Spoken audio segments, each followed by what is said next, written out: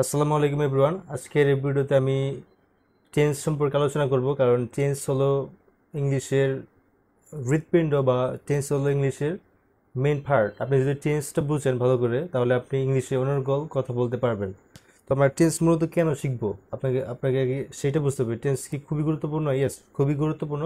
Tense শিখবো আমরা মূলত দুইটা কারণে। একটা হলো সময়টাকে স্পেসিফাই করার জন্য, আমরা কোন সময়ে বা কখন কথাটা বলতে যাচ্ছি সেই সময়টাকে নির্দিষ্ট করার ক্ষেত্রে মূলত টেন্স ব্যবহৃত হয়। এবং আরেকটা হলো বাংলা কথার সাথে ইংরেজি কথার কোনো মিল নেই।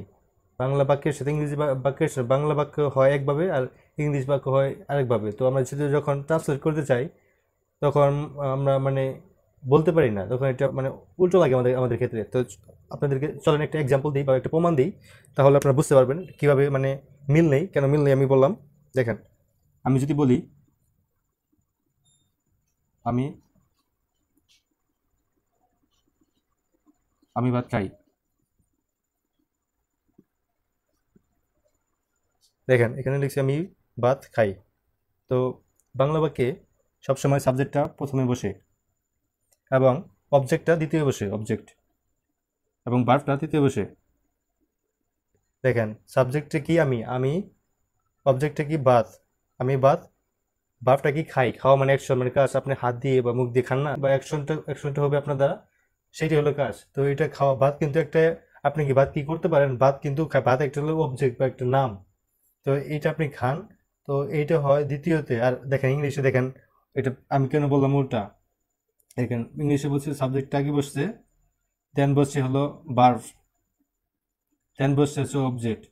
তো ইংলিশের সাথে বাংলার কোনো মিল নেই। বাংলায় দেখা যাচ্ছে যে সাবজেক্ট আগে বসে, অবজেক্টটা পরে দ্বিতীয় বসে, এবং ভার্বটা তৃতীয় বসে। কিন্তু ইংলিশে কি হয়, সাবজেক্ট আগে বসে, ভার্বটা দ্বিতীয় আসে, ভার্বটা মাঝখানে এসে পড়ে, তারপরে অবজেক্টটা শেষে চলে যায়। তো এই কারণে আমাদের আর কি গোলমালটা বাজে আসলে। তো আমরা এই জন্য আর কি টেন্সটা শিখবো। টেন্সটা শিখলে কি এই ধরনের কোনো সমস্যা পড়তে হয় না। যদি টেন্সটা আপনি জানেন তাহলে আপনি অটোমেটিকলি এটা বলতে পারবেন। তো আমরা সেই জন্য আর কি টেন্সটা শিখবো। টেন্সটা শিখলে আপনার এটা বলতে কোনো সব প্রবলেম বা সমস্যা হবে না। তো চলুন আমরা টেন্সটাকে শিখি। আসলে টেন্স কত প্রকার, আমাদেরকে টেন্সটা আগে কি আগে এটা জানতে হবে। চলেন জেনে নিই টেন্সটা কি।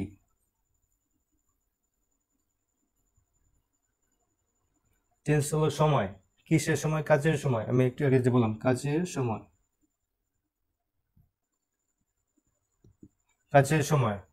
তো টেন্স মানে কি, আপনি যদি এগুলো যদি বাংলা বুঝেন তাই আপনার বুঝতে পারবেন টেন্স কাকে বলে। টেন্স কিন্তু এটা একটা হারমোনি কিছু না। দেখেন টেন্স মানে সময়, টেন্স মানে সময়, টেন্সের শব্দ অর্থই মানে সময়।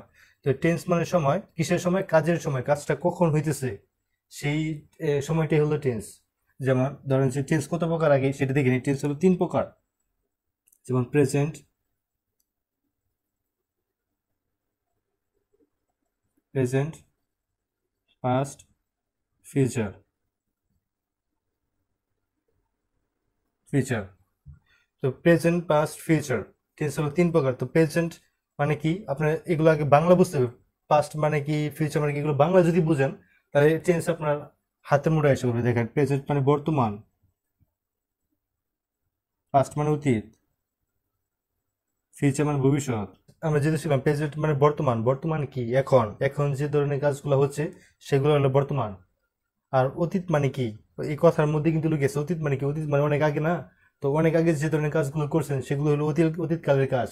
যেমন আপনি গতকালকে খেয়েছেন, গতকালকে ঘুরতে গিয়েছিলেন, বন্ধুর সাথে দেখা করতে গিয়েছিলেন, তো ওগুলো গতকালকে করেছিলেন কিন্তু, বা আগে করেছিলেন। যে আগে যেগুলো কাজ করেছিলেন, আগে আপনি অতীতে যে কাজগুলো করে আসছেন ওইগুলো কিন্তু অতীত কাল। আর বর্তমান মানে এখন, আপনি এখন ভিডিওটা দেখতেছেন, তো এখন যেহেতু ভিডিওটা দেখতেছেন এটা কিন্তু বর্তমান কাল। আবার ভবিষ্যৎ মানে কি, আপনি আগামীকাল ভিডিওটা দেখবেন, আগামীকাল কিন্তু দেখবেন, এখন কিন্তু দেখেন না, আপনি প্ল্যান করতেছেন আগামীকাল দেখবেন। তো আগামীকাল যেহেতু দেখবেন এগুলো হলো ভবিষ্যৎকাল। তো আপনাকে এইটা প্রথমত আপনাকে বুঝতে হবে। তো প্রেজেন্ট টেন্স আবার চারটি করে প্রকারভেদ আছে। সো প্রত্যেকটা টেন্সের চারটি করে প্রকারভেদ আছে। যেমন প্রেজেন্টের চারটি আছে, পাস্টের চারটি আছে, ফিউচারের চারটি আছে। তো প্রেজেন্টের চারটি কী কী, এবং পাস্টের চারটি কী কী, এবং ফিউচারের চারটি কী কী, এবং কতগুলো আমাদের লাগবে ইংলিশে। আমরা যদি পাস্টের দুইটি, ফিউচারের দুইটি এবং প্রেজেন্টের চারটি টেন্স জানি, আমরা ইংলিশে অনর্গল কথা বলতে পারবো, স্মুথলি কথা বলতে পারবো। বিশেষত প্রেজেন্টের তিনটি, পাস্টের দুইটি এবং ফিউচারের দুইটি আগে আমাদেরকে শিখতে হবে। তো আজকে আমরা আগে সব টেন্সের পরিচিত হয়ে নেবো আর কি, কোনটা কী টেন্স।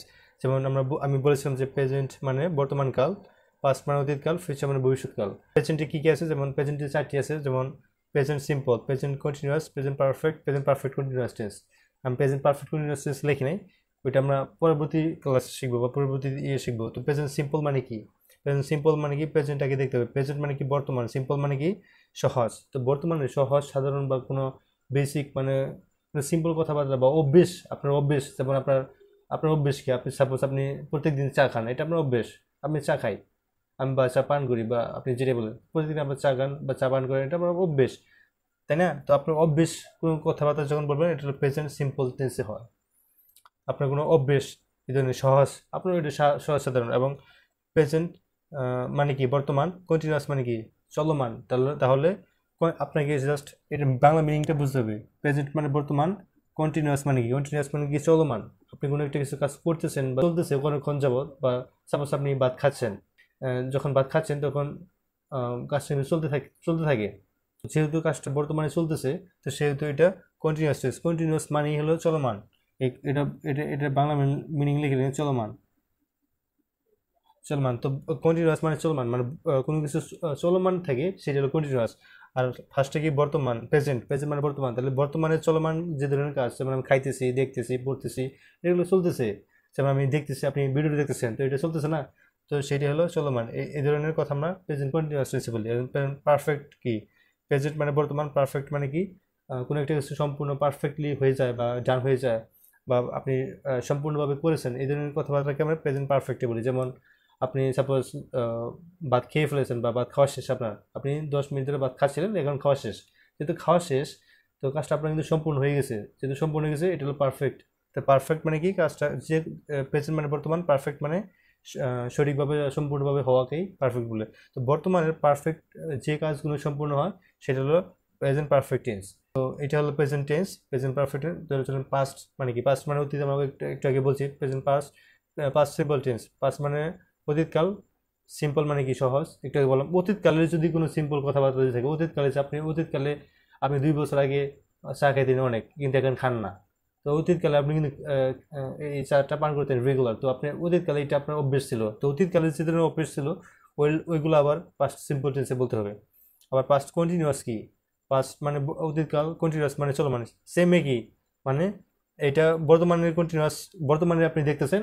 আবার এটা যদি গতকালকে যদি আপনি দেখতেন, বা ধরেন যে আপনি 2 মাস আগে আপনি একটা কাজ করতেছিলেন অনেকক্ষণ যাবত বা অনেক দিন যাবত, বা 2 মাস আগে আপনি একটা ভিডিও দেখতেছিলেন, তো আপনি 2 মাস আগে কিন্তু একটা ভিডিও দেখছেন, সেটা কিন্তু পাস্ট কন্টিনিউয়াস টেন্স হয়ে গেল, কারণ অনেক আগে দেখছিলেন। 2 মাস আগে যেটা আগে দেখছিলেন, ওইটি হলো পাস্ট কন্টিনিউয়াস টেন্স আমাদের বলতে হবে।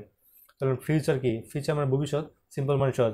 ভবিষ্যতে আপনি ফিউচার বা পরিকল্পনা বলবেন যে আমি আগামীকাল বিদেশ যেতে পারি, বা আগামীকাল ঢাকা যেতে পারি, বা যাবো, আমি আগামীকাল ঢাকা যাব। তো আপনি যেহেতু আগামীকাল ঢাকা যাবে, ফিউচার সিম্পল টেন্সে বলতে হবে। তো আমি আগামীকাল ঢাকা যাব, এখন কিন্তু যাই নাই, যখন যাব ওটা হলো আগামীকাল। তো অগ্রিম আমি বলতেছি, তো অগ্রিম বলাটাকে ফিউচার টেন্সে আমরা বলে থাকি। ফিউচার কন্টিনিউয়াস কি, আমি আগামীকাল বাসে করে ঢাকা যেতে থাকবো, বাসে করে যে যেতে থাকবো, বাসে করে, এটা কিন্তু বাসটা যেতে থাকবে, কন্টিনিউয়াস চলতেই থাকবে। তো চলমান যেহেতু থাকবে, সেহেতু আমাকে এই ফিউচার কন্টিনিউয়াস টেন্সে বলতে হবে। তো এটা হলো টেন্সের আর কি মানে রূপ। আগে এই স্ট্রাকচারগুলো জানার আগে আমি একটা টিপস দিয়ে নিই ছোটোখাটো। যেমন আপনি কোনটা প্রেজেন্ট টেন্স, কোনটা পাস্ট টেন্স, কোনটা ফিউচার টেন্স, এটা কীভাবে আপনি বুঝবেন সহজে, আমরা একটা টিপস শিখিয়ে দিই। যেমন ল অথবা ম, আর ফিউচারে শুধু ব। যদি আপনি বাক্যের শেষে ল অথবা ম দেখেন, তাহলে এটা পাস্ট টেন্স হবে, 100% গ্যারান্টি থাকেন। আবার ফিউচার টেন্সে আপনি যদি বাক্যের শেষে ব দেখেন, ভ, এই বটা যদি দেখেন, তাহলে আপনি ভাববেন এটা ফিউচার টেন্স 100%। এখন আপনি প্রমাণ দেই, আমি ভাত খাবো, আমি ভাত খাবো, বো, এ ব কিন্তু আছে। আমি যাবো, এ ব কিন্তু লাস্টে আছে। ব থাকলেই ফিউচার টেন্স। আচ্ছা, এটা প্রমাণিত হলো। তো এখানে দেখেন পাস্ট টেন্সে আমি বলছি ল আর ম থাকবে বাক্যের শেষে। দেখেন আমি গিয়েছিলাম, লাস্টে ম আছে না, তো ল আর ম থাকলেই লাস্টে যে কোনো একটা থাকলেই ওইটা পাবেন পাস্ট টেন্স। আবার আচ্ছা, এটাতে দেখেন আমি যাচ্ছিলাম, যাচ্ছিলাম, তো মটা কিন্তু আছে। তো ম থাকলেই, ল আর ম যে কোনো একটা থাকলেই ভাববেন যে আপনি এটা পাস্ট টেন্স। তো এই তিনটার একটা যদি না থাকে, ওই যত সেন্টেন্সগুলো থাকবে ওগুলো হলো প্রেজেন্ট টেন্সে পড়বে। আশা করি আপনারা বুঝতে পারছেন। যদি ল আর ম থাকে তাহলে হলো পাস্ট টেন্স, আর যদি শুধু ব থাকে তাহলে হলো ফিউচার টেন্স, আর এই তিনটার একটা যদি না থাকে তাহলে সব হবে প্রেজেন্ট টেন্স। এটা হলো টিপস। এটা যদি জানেন, এর থেকে সহজ আমার আমার আমার কাছে জানা নেই। তো আপনারা যদি এই তিনটা বুঝেন তাহলে আশা করি কোনটা টেন্স, কোনটা ফিউচার, কোনটা পাস্ট, কোনটা প্রেজেন্ট, এইটুকু আপনারা বুঝবেন।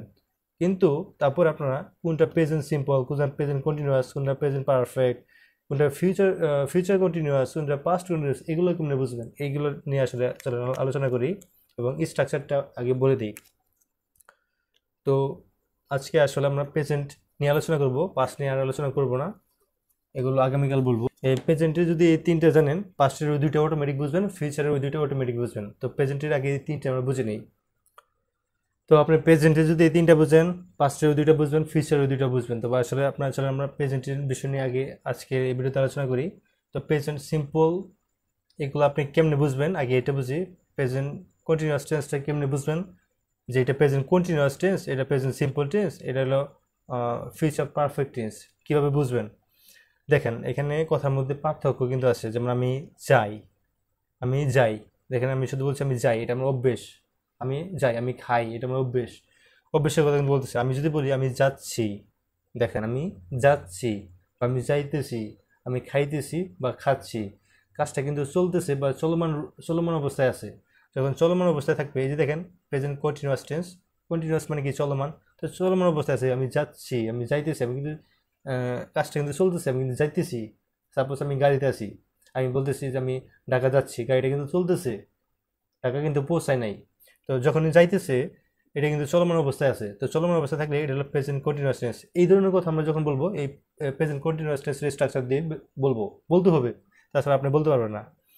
আবার প্রেজেন্ট পারফেক্ট, প্রেজেন্ট মানে বর্তমান, পারফেক্ট মানে সুন্দরভাবে বা পারফেক্টলি হয়ে গেছে, আমি অলরেডি এসে পড়েছি ঢাকা, আমি পারফেক্টলি এসে পড়েছি। তো যেহেতু পৌঁছাই গেছি বা এসে পড়েছি, সেহেতু প্রেজেন্ট পারফেক্ট টেন্সে বলতে হবে। তো এগুলো আমরা এই স্ট্রাকচারটা দিয়ে বলতে হবে। এগুলো আপনারা আশা করি খাতায় নোট করে মুখস্থ করে রাখবেন। আর তিনটা জিনিস মুখস্থ করার আছে, যে তিনটা আমি জিনিস দিব। যেমন প্রেজেন্ট পারফেক্টের জন্য দিব। আচ্ছা দেখেন এখানে আমি দুইটা লাইন লিখছি। দেখেন যে কোনো একজন অথবা সি এবং হি এর ক্ষেত্রে হ্যাজ বসবে, এই যে হ্যাজটা দেখেন, যে কোনো একজন অথবা সি হি এর ক্ষেত্রে হ্যাজ বসবে। আবার দেখেন একজনের বেশি অথবা we, they, I, you, sorry এখানে ইউ লিখি নেই, ইউর ক্ষেত্রে হ্যাভ বসবে, এই যে হ্যাভটা। তো হ্যাজ কখন বসবে, এই যে এই দুইটা দেখে আপনারা বুঝতে পারবেন। এটুকু আপনারা আশা করি স্ক্রিনশট বা লিখে রাখবেন। যে কোনো একজন অথবা সি হি এর ক্ষেত্রে, যেমন যে কোনো একজন মানে কীভাবে বুঝবেন, আ বয় মানে একজন বালক, আ ক্যাট একজন বিড়াল। তো যে কোনো একজন অথবা সি অথবা হি এর ক্ষেত্রে হ্যাজ বসে। একজনের বেশি অথবা উই, দে, আই, ইউ এর ক্ষেত্রে হ্যাভ বসে। যেমন একজনের বেশি কি টু ক্যাটস মানে কি দুইজন বিড়াল না, তো দুইজন বিড়াল হলে এই হ্যাভ বসবে। আবার দে, আই, ইউ এগুলোর ক্ষেত্রেও হ্যাভ বসবে। তো এটা হলো এটার রুলস। আবার দেখেন এই সিম্পল টেন্সের কখন B1 বসবে, কখন B5 বসবে, এখানে লিখে রেখেছি। যে কোনো একজন অথবা সি হি এর ক্ষেত্রে B5 বসবে। এই যে এখানে B5টা বসবে, সি এবং হি এর ক্ষেত্রে B5। একজনের বেশি অথবা আই, উই, দে, ইউ এর ক্ষেত্রে B1 বসবে, মানে ভার্বের 1 নম্বর ফর্ম বসবে। যেমন গো এর 1 নম্বর ফর্ম। আবার B5 কোনটা, গোয়ের B5 হলো গোস। তো যে কোনো একজন অথবা সি এবং হি এর ক্ষেত্রে গোস বসবে, মানে B5 বসবে। B5 হলো গোস। এই গোস কেমনে হলো, এগুলোর জন্য একটা ভিডিও অলরেডি বানানো আছে। তো আমি এই ভিডিওর কমেন্ট বক্সে অথবা ডিসক্রিপশনে আমি পিন করে দিব। তো আপনারা এটা দেখে কীভাবে গোস হলো, কীভাবে গোয়িং হবে, কীভাবে গন হবে, তো এগুলো আপনারা করতে পারবেন। B3, B4, B5, B2 এগুলো কেমন করতে হয়, এগুলো আপনারা করতে পারবেন। তো দেখেন একজনের বেশি অথবা আই, উই, দে, ইউ এর ক্ষেত্রে B1 বসবে। B1 মানে গো, প্লে, সিম্পল ফর্ম বসবে। এটা হলো প্রেজেন্ট টেন্সের রুলস, এটা ঠিক আছে। আবার এই প্রেজেন্ট কন্টিনিউয়াস টেন্সেরও একটা রুলস আছে, এটা আপনাদেরকে মাথায় রাখতে হবে। যেমন দেখেন আয়ের সাথে অলওয়েজ এম বসবে, তারপর ইউ উই দের সাথে আর বসবে, এই যে আর। আবার হি এবং শির ক্ষেত্রে ইজ বসবে, ইজ। হি এবং শির ক্ষেত্রে ইজ বসবে, এবং ইউ উই দে এর ক্ষেত্রে আর বসবে, এবং আয়ের ক্ষেত্রে এম বসবে। তো এটা আপনারা খাতায় নোট করে রাখবেন। তো চলেন আমরা এখন কীভাবে সেন্টেন্সগুলোকে ট্রান্সলেট করা যায় বা কীভাবে আমরা বলবো এটাকে দেখি। যেমন দেখেন যে এখানে আমি একটা বাক্য লিখেছি প্রেজেন্ট সিম্পলে, আমি যাই। তো আমি যাই, এখানে দেখেন আমি যাই, এটা কিন্তু প্রেজেন্ট সিম্পল টেন্স আছে। কীভাবে বুঝলাম? এখানে লাস্টে ল নেই, ম নেই বা ভ নেই। তো ল ম ভ আমরা আগে শিখেছি, ল আর ম থাকলে পাস্ট টেন্স, আর ভ থাকলে ফিউচার টেন্স। তো এখানে ভ নাই লাস্টে, তারপর ল আর ম নেই, তাহলে এটাকে প্রেজেন্ট টেন্স। এখন প্রেজেন্ট সিম্পলে নাকি কন্টিনিউয়াসে নাকি পারফেক্টে, এটা কি আমরা বুঝবো? ওই যে সিম্পল টেন্স, আমি যাই, আমার একটা অভ্যেসের কথা বললাম। তো যেহেতু একটা অভ্যেসের কথা বললাম, তো এটা সিম্পল। এটা কীভাবে আমরা বানাবো দেখেন, এই যে এগুলো ট্রান্সলেট করতে হলে কীভাবে বানাই, এখানে প্রথমে সাবজেক্টটাকে দিতে হবে। সাবজেক্টে কি? আই। আয়ের সাথে বার 1 বসবে নাকি বার 5 বসবে? আমরা যেখানে একটা রুলস লিখেছিলাম, ওই রুলসটা যদি মনে রাখেন, ওই রুলসটা আপনি খাতায় নোট করবেন আগে। এখন ওই রুলসের সাথে সবসময় আমাদের বার 1 দিতে হবে, আই গো, আমি যাই। তো এটি হলো ট্রান্সলেট, এটি হলো সেন্টেন্স, আই গো আমি যাই, আই ইট আমি খাই, আই প্লে আমি খেলি। তো এটি হলো সেন্টেন্স। এখন দেখেন কন্টিনিউয়াস টেন্স কেমন, আমি যাচ্ছি, আমি যাচ্ছি। তো এটা এটা আমি যাচ্ছি, এখানে কিন্তু ল ম কিছু নেই, ল ম লাস্টে নেই। যেহেতু ল ম নেই বা ব নেই, তাহলে সেহেতু এটা প্রেজেন্ট টেন্স। তো প্রেজেন্ট টেন্সে এখন কন্টিনিউয়াস নাকি সিম্পল নাকি পারফেক্ট, এরকমটা আছে। কেমন বুঝে? আমি যাচ্ছি, যাচ্ছি কাজটা চলমান, চলমান যেহেতু সেহেতু এটা কন্টিনিউয়াস টেন্স। এখন কন্টিনিউয়াসের স্ট্রাকচার কি, এগুলো কিন্তু মনে রাখতে হবে। এটা কিন্তু কন্টিনিউয়াসের স্ট্রাকচার, এটা প্রেজেন্ট টেন্স ছিল, এটা পারফেক্টের, এগুলো মনে রাখতে হবে। দেখো এইভাবে কিন্তু এই আমি যাচ্ছি এই কথাটা আপনি ইংলিশে কেমনে বলবেন, এই যে এইভাবে বলতে হবে, এটা মুখস্থ করতে হবে। এটা মুখস্থ কেমন করবেন? সাবজেক্ট কি? আমি যাচ্ছি, কে যাচ্ছে? আমি যাচ্ছি, তাহলে আই এলো আমি। এখন আয়ের সাথে কি বলে, কি বসে? এম বসে, ইজ বসে নাকি আর বসে? এখানে লিখে দিছিলাম, আয়ের সাথে অলওয়েজ এম বসবে, এম। তারপর যাচ্ছি, যাওয়া মানে কি? গো, গো মানে যাওয়া, গোর সাথে আইএনজি দিলে বিফোর হয়। তো এখানে বিফোর চাইছে, তো গোয়িং দিতে হবে, going, going, I am going, আমি যাচ্ছি। তো এইটাই হলো প্রেজেন্ট কন্টিনিউয়াস টেন্স। এইভাবে আপনারা, আমি খাচ্ছি, আমি দেখছি, আমি পড়ছি, তো এইভাবে আপনারা সেন্টেন্স বানাবেন নিজে নিজে। আমি জাস্ট একটা এক্সাম্পল দিয়ে বোঝানোর জন্য বললাম। তো এখন আমি গিয়েছি, এটা আমরা কীভাবে বলবো? এটা কোন টেন্সের সাথে দেখতে হবে, লমও নেই, জাস্ট এই রুলসটা দেখবেন, লমও নেই। যেহেতু লমও নেই, তো সেহেতু প্রেজেন্ট টেন্স, প্রেজেন্টে কোনটা আছে এটা দেখবেন। এটা পারফেক্টলি মানে কি? পারফেক্টলি বলতেছে, ও আমি গিয়েছি, গিয়েছি আমি অলরেডি গেছি, তো সেজন্য বলতেছি গিয়েছি। এটা আপনি কীভাবে ট্রান্সলেট করবেন, কীভাবে ইংলিশে বলবেন? আগে সাবজেক্ট দেখতে হবে, সাবজেক্ট কি? আই। সাবজেক্ট সবসময় ফার্স্টে থাকে, সাবজেক্ট হলো আই। তারপর এখানে হ্যাভ অথবা হ্যাজ কোনটা আসবে? আয়ের সাথে, আয়ের সাথে এখানে লিখে দিয়েছিলাম, আয়ের সাথে সবসময় হ্যাভ বসে, তো হ্যাভ। তারপর এখানে বি থ্রি লাগবে, গো মানে আমি গিয়েছি, গো মানে যাওয়া, কিন্তু বিফোর করতে গেলে গন বলতে হবে, গন, আই হ্যাভ গন, আমি গিয়েছি। তো এইভাবে আমি পড়েছি, আমি দেখেছি, আমি খেয়েছি, আমি এসেছি। তো এগুলো আপনারা নিজে নিজে করবেন। এগুলো হলো টেন্স। আর এইভাবে আমরা মূলত এইভাবে ইংলিশে কথা বলে থাকি। তো এই গনটা কীভাবে হলো তার জন্য, বা গোয়িং কীভাবে হলো, তারপর গোস কীভাবে হয়, এগুলোর জন্য কিন্তু একটা ভিডিও আছে, আমি ওইটা ডিসক্রিপশন দিয়ে দেবো, ওইটা আপনি দেখবেন। আশা করি এই পর্যন্ত আজকে প্রেজেন্ট টেন্স সম্পর্কে ছিল। আশা করি আপনারা বুঝতে পারছেন। কিছু যদি না বুঝতে পারেন তাহলে কমেন্ট বক্সে জানান, আমি ট্রাই করব এক্সপ্লেন করে। যে আপনার যদি কোনো প্রশ্ন থাকে আপনি জানান।